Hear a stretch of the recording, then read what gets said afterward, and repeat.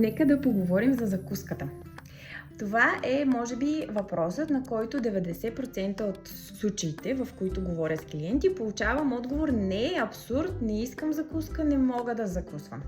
Освен ако не фастваш през нощта, не правиш някакъв вид фастинг 12-14 часов, то във всеки един друг случай пропускането на закуска крие своите рискове. Тоест, получава се обикновено така: аз не закусвам, много леко обяд или не обядвам и във втората половина на деня аз започвам да се храня безразборно с каквото намеря и от тук метаболизмът ти много се забавя и се стига до така наречен израз: аз нищо не ям, пълнея, качвам килограми или кантара не мърда.